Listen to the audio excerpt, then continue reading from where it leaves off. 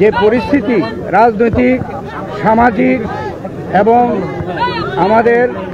অন্যান্য বিষয় পার্শ্ববর্তী দেশের আমাদের প্রতি যে মিথ্যাচার, এ সকল বিষয়ে বাংলাদেশের অস্তিত্ব রক্ষার জন্য রাজনৈতিক দলগুলোর কাছে সহযোগিতা চাওয়ার জন্য আমাদের প্রধান উপদেষ্টা সাহেব আজকে রাজনৈতিক দলের সাথে আলোচনা করেছেন। রাজনৈতিক দলের নেতৃবৃন্দ এবং আমরা বিএনপির 5 জন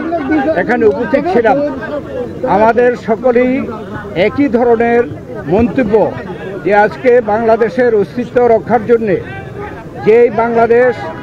এই ডিসেম্বরে আমরা বিজয় লাভ করেছি, লাখো শহীদের রক্তের বিনিময়ে স্বাধীনতার সার্বভৌমত্বের জন্য, গণতন্ত্রের জন্য, অর্থনৈতিক মুক্তির জন্য এবং দেশের শান্তি শৃঙ্খলার জন্য আজকের এই বিজয় দিনে, বিজয় মাসে আমাদের সকলের প্রত্যয় যে বাংলাদেশে বর্তমানে যে সরকার রয়েছে, এই সরকার অন্তর্বর্তীকালীন সরকার, এই সরকার এদেশেও যে ছাত্র জনতার গণ অভ্যুত্থানের মাধ্যমে প্রতিষ্ঠিত হয়েছে, তাদের দায়িত্ব যে এ দেশে স্বাধীনতার সার্বভৌমত্ব রক্ষা করা, গণতন্ত্র প্রতিষ্ঠা করা এবং আমাদের দেশের বিরুদ্ধে যে গত পতিত সরকার আজকে বিদেশে গিয়ে ষড়যন্ত্র করছে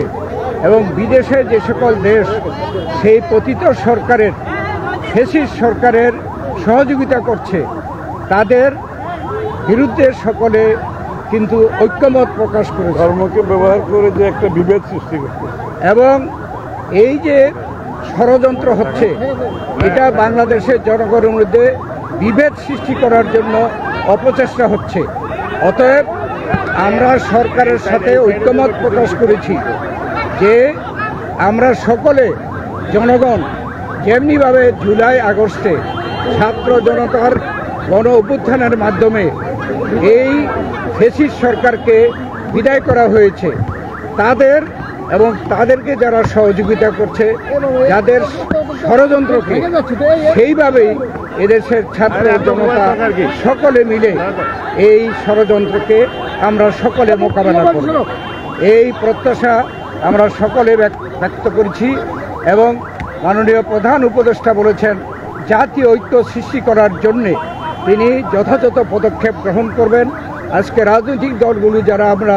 উপস্থিত ছিলাম, তারা সকলেই জাতীয় একটি ঐক্য প্রতিষ্ঠার জন্য